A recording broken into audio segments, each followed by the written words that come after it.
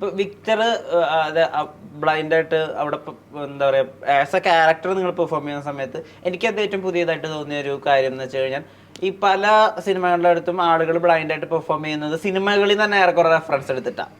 പക്ഷെ ഇപ്പൊ അങ്ങനെ വിഷ്വലി ചാലഞ്ചഡ് ആയിട്ടുള്ള ആളുകൾക്ക് കുറെ കാര്യങ്ങൾ അറിയാം. കാരണം അതിനുള്ള ട്രെയിനിങ് സ്കൂൾസ് ഉണ്ട്, അതിനുള്ള ടെക്നിക്സ് അറിയാം അവർക്ക്. ഏറെക്കുറെ അവരിപ്പോൾ എല്ലാ കാര്യങ്ങളും നോർമലി ഇപ്പോൾ ഫോൺസ് ഉപയോഗിക്കുന്ന ആളുകളുണ്ട്, കമ്പ്യൂട്ടറിൽ ടൈപ്പ് ചെയ്യുന്ന ആളുകളുണ്ട്. അങ്ങനെ അവരും കുറെ നമ്മളെ പോലെ തന്നെ സ്കിൽ സെറ്റ് ഉള്ള ആളുകളാണ്.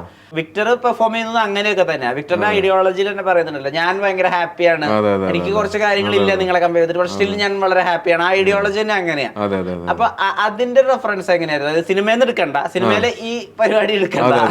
സത്യം പറഞ്ഞാൽ എല്ലാം എടുക്കാൻ നോക്കി. ആദ്യം ഫസ്റ്റ് കാസ്റ്റ് ചെയ്തപ്പോ ഇത് എങ്ങനെയാ ചെയ്യേണ്ടതെന്നൊരു സംശയം ഉണ്ടായി. ആദ്യം ഞാൻ സിനിമ റെഫറൻസസ് ആദ്യം എടുക്കാൻ നോക്കി. ഞാൻ പല സിനിമകൾ കണ്ടു ബ്ലൈൻഡ് ക്യാരക്ടേഴ്സ് ഉള്ളത്. പക്ഷെ പിന്നെ ഇവർക്ക് ഞാൻ ഒപ്പം സെന്റ് ഓഫ് വുമൺ അതൊക്കെ എടുക്കാൻ നോക്കി. പക്ഷെ ഞാൻ മോഹൻലാൽ സാറും അല്ല, ആൽ പച്ചീനോ സാറും അല്ല. അപ്പോൾ അത് പെട്ടെന്ന് മനസ്സിലായി എനിക്ക്. അപ്പോൾ ഇത് വർക്കാവുന്നില്ല എനിക്ക്. പിന്നെ ഞാൻ ബ്ലൈൻഡ് ആളുകളുടെ ഇന്റർവ്യൂസ് കാണാൻ നോക്കി. പിന്നെയും ബ്ലൈൻഡ് എന്ന് പറയുമ്പോൾ ഒരു രീതിയല്ല, പലർക്കും പല എക്സ്പീരിയൻസ് ആണ്. അവരുടെ ലൈഫ് എക്സ്പീരിയൻസ് എങ്ങനെയായിരിക്കും അതനുസരിച്ചിട്ടായിരിക്കും ബ്ലൈൻഡ് അവരുടെ ഒരു ക്യാരക്ടറിസ്റ്റിക്സ്. അപ്പം ഞാൻ ഇതും കണ്ടിട്ട് ഇതെനിക്ക് വർക്കാവുന്നില്ല എനിക്ക് തോന്നിയപ്പോൾ ഞാൻ എന്താ ചെയ്തതെന്ന് വെച്ചാൽ എൻ്റെ ഒരു രീതി, ഞാൻ ബ്ലൈൻഡ് ആയിരുന്നെങ്കിൽ എങ്ങനെയായിരിക്കും ഓവറാകാതെ എൻ്റെ ഒരു എക്സ്പീരിയൻസ് വെച്ചിട്ട് എല്ലാവർക്കും every one can see different things. ചിലവർക്ക് ലൈറ്റ്സും ഷാഡോസും കാണാം, ചിലവർക്ക് ഒന്നും കാണാൻ പറ്റില്ല, 100% ബ്ലൈൻഡ് ആയിരിക്കും. ചിലവർ സിൻസ് ബർത്ത് ബ്ലൈൻഡ് ആയിരിക്കും. അപ്പോൾ അവരുടെ ഒരു എക്സ്പീരിയൻസ് വേറെ ആയിരിക്കും. എങ്ങനെയാണ് സ്വപ്നം കാണാൻ ബ്ലൈൻഡ് ആയിട്ട്, അങ്ങനെയൊക്കെ ഞാൻ കുറേ റീസെർച്ച് ചെയ്തിട്ടാണ് ഇങ്ങനത്തെ ഈ ഒരു മെത്തഡിലേക്ക് ഞാൻ എത്തിയത്. പിന്നെ ഹണി സാറിൻ്റെ മാജിക്കും കൂടെയാണ് അത്. ഞാൻ ക്രെഡിറ്റ് എടുത്ത ഒരിക്കലും ഞാൻ ക്രെഡിറ്റ് അങ്ങനെ എടുക്കൂല. എനിക്ക് ആക്ച്വലി മോണിറ്റർ കാണാൻ എനിക്ക് ഇഷ്ടമല്ല. കാരണം ഞാനും കുറെ ജഡ്ജ് ചെയ്യാൻ തുടങ്ങും എൻ്റെ ഒരു പെർഫോമൻസ്. കുറച്ച് ക്രിഞ്ചാണ് ഇങ്ങനെയൊക്കെ എനിക്ക് തോന്നാറുണ്ട് എനിക്ക്.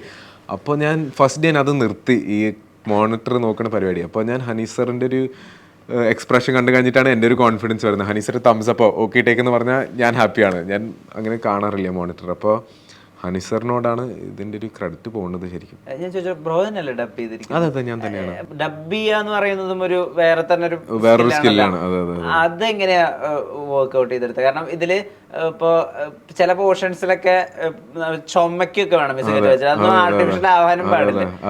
അതൊക്കെ എങ്ങനെ ഡബിൽ കൊണ്ടുവരുന്നത്? അത് അത്ര എളുപ്പമുള്ള കാര്യമില്ലല്ലോ. എളുപ്പമുള്ള കാര്യമില്ല ചേട്ടാ. അത് ശരിക്കും പറഞ്ഞാൽ അത് ഡബ് ചെയ്യുന്ന സമയത്ത് ഹണി സാർ ഉണ്ടായി, പിന്നെ നമ്മുടെ ADs അശ്വിൻ എന്ന് പറഞ്ഞൊരു AD ഉണ്ടായി. ഇവരൊക്കെയാണ് എൻ്റെ കൈ പിടിച്ചിട്ട് ഇത് സപ്പോർട്ട് ചെയ്തത്. ഞാൻ മാത്രം എനിക്ക് ക്രെഡിറ്റ് എടുക്കാനേ പറ്റില്ല. കാരണം മൊത്തത്തിലൊരു ടീം വർക്കാണ്. മാർക്കോ എന്ന് പറഞ്ഞൊരു സിനിമ ഒരു ടീം വർക്കാണ്.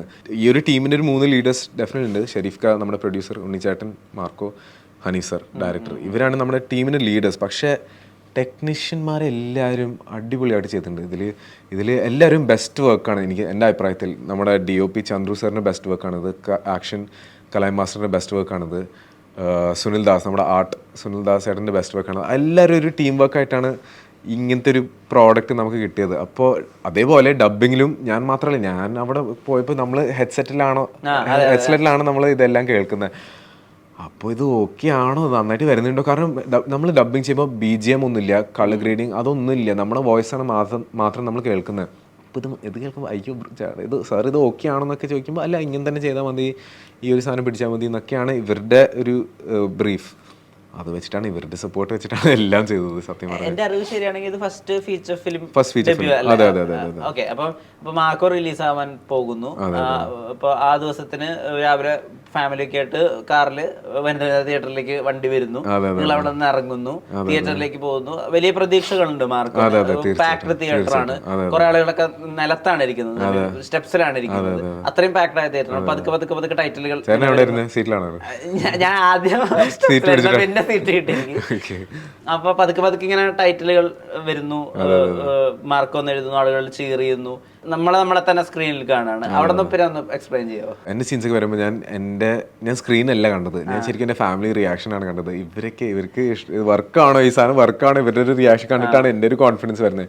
അതല്ലാതെ ഞാൻ ഇല്ലാത്ത സീൻസ് ഞാൻ ഫസ്റ്റ് ടൈമാണ് ഞാൻ കാണുന്നത് ആസ് എൻ ഓഡിയൻസ് ആണ്. കാരണം ഞാൻ മിക്ക ഫൈറ്റ് സീൻസ് ഞാൻ ഫസ്റ്റ് ടൈമാണ് കാണുന്നത്. ചിലത് ഞാൻ കണ്ടിട്ടുണ്ട്, സ്പോട്ടിൽ കണ്ടിട്ടുണ്ട്. പക്ഷെ മിക്ക ഫൈറ്റ് സീൻസ് ഞാൻ ഫസ്റ്റ് ടൈമാണ് കണ്ടത്.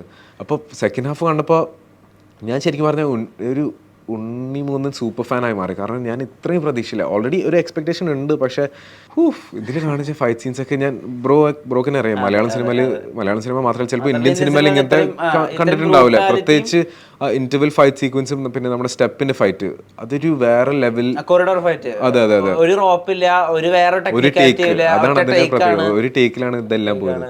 അപ്പോൾ അതൊരു നിസ്സാര കാര്യമില്ല, അത് ഭയങ്കര ഒരു എനിക്ക് തോന്നുന്നു. ഞാൻ അങ്ങനെ ശരിക്കും ആ ഒരു സ്കെയിലിൽ കണ്ടിട്ടുള്ള റെയ്ഡ് ഉണ്ടല്ലോ, കൊറിയൻ പടം റെയ്ഡ്, അപ്പൊ അതിനകത്തുണ്ടല്ലോ ഇങ്ങനെ സ്റ്റോറീസും ആക്ച്വലി അതുമായിട്ട് തന്നെ വളരെയധികം നമുക്ക് അതിനൊരു ഇക്വേറ്റ് ചെയ്യാൻ പറ്റാവുന്ന രീതിയിൽ ആ സ്റ്റണ്ട് കൊറിയോഗ്രാഫി, ഡെഫിനറ്റ്ലി ആ സ്റ്റണ്ടിന്റെ ആ സീൻസ് മാത്രം ആളുകൾ ലോകത്ത് എല്ലായിടത്തും ചർച്ച ചെയ്യും. അതെ, എന്റെ അഭിപ്രായത്തിൽ ഇനി വരാൻ പോണ ഫൈറ്റ് സീൻസ് ഇതിന് മേലെ ആയിരിക്കും. കാരണം ഓൾറെഡി ഒരു സ്റ്റാൻഡേർഡ് നമ്മൾ സെറ്റ് ചെയ്തിട്ടുണ്ട്. നമ്മൾ ഓൾറെഡി മാർക്ക് ഒരു ബെഞ്ച് മാർക്ക് ആവണം എന്നാണ് നമ്മുടെ ഒരു ആഗ്രഹം. ഇതിനേക്കാളൊക്കെ വലിയ സ്കെയിലിൽ ഒരുപാട് പണം ചെലവഴിച്ചിട്ട് എടുത്തിട്ടുള്ള ഒരു സിനിമയിൽ ഇതേപോലെ തന്നെ കയ്യും കാലും കെട്ടിയിട്ടുള്ള ഒരു ഫൈറ്റ് ഉണ്ട്. അപ്പൊ ആ ഫൈറ്റിന് ആളുകൾ ട്രോളുന്നുണ്ട്, ഇങ്ങനെ പറന്നിട്ട് ചെയ്യുന്നതല്ല ഇത് എന്നുള്ളത്. ആ പടം റിലീസായിട്ട് ഒരാഴ്ച കഴിഞ്ഞിട്ടാണ് മാർക്ക് ഇറങ്ങുന്നത്. ആ മാർക്കോലാണ് നമ്മൾ റോപ്പില്ലാതെ, ഡ്യൂപ്പില്ലാതെ, എയറിൽ പറക്കാതെ നമ്മൾ ആ ഫൈറ്റ് ഉണ്ണി വളരെ ബ്യൂട്ടിഫുൾ ആയിട്ട് എല്ലാ എന്താ പറയാ ഏറ്റവും എൻഗേജിങ് ആയിട്ട് ഏറ്റവും ത്രില്ലിംഗ് ആയിട്ട് ചെയ്യുന്നത്. ശരിക്കും നമ്മുടെ മലയാളം സിനിമനെ എലിവേറ്റ് ചെയ്തതായിട്ട് എനിക്ക്. അതെ, ഡെഫിനറ്റ്ലി. പിന്നെ അത് ഉണ്ണിച്ചേണ്ട ഒരു ട്രെയിനിങ് കൊണ്ടിരിക്കും. പുള്ളിക്കാരൻ്റെ ഫിസിക്കും മറ്റിതെല്ലാം ഭയങ്കര ഓൾറെഡി ഒരു ആത്ലീറ്റിന്റെ ബോഡിയാണ് ഉണ്ണിച്ചേട്ടനൊക്കെ ഉള്ളത്. അപ്പോൾ അതിന്റെ ഗുണം നമ്മൾ കാണുന്നുണ്ട് ഈ ഫൈറ്റ് സീനിൽ. പുള്ളി ഒരു സ്പ്ലിറ്റ് ഒക്കെ ചെയ്യുന്നുണ്ട്. അതൊക്കെ നമ്മൾ മലയാളം സിനിമയിൽ കാണാത്തൊരു ചില മൂവ്മെന്റ്സ് ആണ്. പിന്നെ കലാം മാസ്റ്ററുടെ ഒരു കൊറിയോഗ്രഫി, അവിടെ ഞാൻ ഉണ്ടായി, മൂന്നാറിൽ ഞാൻ അവിടെ ഉണ്ടായി ഈ ഫൈറ്റ് സീൻ കാണുമ്പോൾ. അപ്പോൾ ഞാനും ഷോക്ക്ഡ് ആയിട്ട് ഇരിക്കുകയാണ്, ഇത് എങ്ങനെയാണ് ചെയ്തതെന്ന്. പിന്നെ എല്ലാം ഒരുമിച്ച് വന്നപ്പോൾ അതിന്റെ കളർ ഗ്രേഡിങ്, ഇത് നമ്മളെ ഒരു സ്പെഷ്യൽ കളർ ഗ്രേഡിങ് ആണ് അവിടെ നമ്മൾ കണ്ടത്. അതിന്റെ BGM എല്ലാം ഒരുമിച്ച് വരുമ്പോൾ ഒരു ബ്രോ പറഞ്ഞ പോലെ ചിലപ്പോൾ ഒരു കൊറിയൻ ഹോളിവുഡ് ലെവൽ ഒരു സാധനം കിട്ടിയെന്ന് ഞാൻ വിശ്വസിക്കുന്നു. ഏതാ ഏറ്റവും ഇഷ്ടപ്പെട്ട ഫൈറ്റ് സീൻ? എനിക്ക് തോന്നുന്നത് ആ കോറിഡോർ സ്റ്റെപ്പ് ഫൈറ്റ് സീൻ ആയിരിക്കും. കാരണം ഞാൻ ഒരിക്കലും വിചാരിച്ചില്ല ഇങ്ങനത്തെ ഒരു സാധനം കിട്ടുന്നു. കാരണം ഒരൊറ്റ ടേക്കില് മൂന്ന് ലെവലാണ് എനിക്ക് തോന്നുന്നത്. അതെ. പിന്നെ അതിനൊരു സ്പെഷ്യൽ സാധനം എന്താണെന്ന് വെച്ചാൽ അവിടെ BGM ഇല്ല, നമ്മൾ സൗണ്ട് ഡിസൈൻ വെച്ചിട്ടാണ് കളിച്ചത്. അതൊരു ബ്രേവ് ഡിസിഷൻ ആണ് ശരിക്കും. കാരണം നമ്മൾ യൂഷ്വലി ഒരു BGM വെച്ചിട്ടാണ് ഒരു സീന് ഇംപ്രൂവ് ചെയ്യണത്, ഒരു BGM വെച്ചിട്ടാണ്. പക്ഷെ ഇത് സൗണ്ട് ഡിസൈൻ വെച്ചിട്ട് മാത്രം എനിക്ക് തോന്നുന്നു, എനിക്കറിയില്ല, അത് ഉണ്ണിച്ചേട്ടന്റെ ഡിസിഷൻ ആണെന്ന് എനിക്ക് തോന്നുന്നു. അത് പക്ഷെ എനിക്ക് തോന്നുന്നു അദ്ദേഹം ആ കോറിഡോർ ഫൈറ്റ് സീക്വൻസിൽ ഭയങ്കര ഇൻവോൾവ്ഡ് ആയിരുന്നു. എന്നാലും ബാക്കി എല്ലാ കാര്യങ്ങളിലും ഇപ്പോ നമുക്കൊരു വേറെ ടേക്ക് പോവാം, അല്ലെങ്കിൽ മാസ്റ്ററിന്റെ എന്തെങ്കിലും രീതിയിലുള്ള ഹെൽപ്പ് ഒക്കെ ഉണ്ടാവുന്നത്. പക്ഷെ ഈ കോറിഡോർ ഫൈറ്റ് സീക്വൻസിൽ എന്ന് വെച്ചാൽ അത് തുടങ്ങിയിട്ട് അങ്ങനെയല്ല അവസാനിപ്പിക്കാൻ പറ്റുള്ളൂ. അതെ, കാരണം ഇത്രയും സ്ഥലമുള്ളൂ അവിടെ, ഇത്രയും സ്ഥലമുള്ളൂ. പിന്നെ മാസ്റ്ററും ക്ലോസപ്പ് അങ്ങനെയൊന്നും എടുക്കാൻ നമുക്ക് സൗകര്യമില്ല അവിടെ. അപ്പൊ പക്ഷെ ഉള്ള റീസോഴ്സസ് ഇത്രയും സ്പേസ് വെച്ചിട്ടാണ് നമ്മൾ ഇതൊക്കെ ചെയ്തത്. അത് കലൈ മാസ്റ്ററും ഉണ്ണിച്ചേട്ടൻ്റെ ഒരു മാജിക്.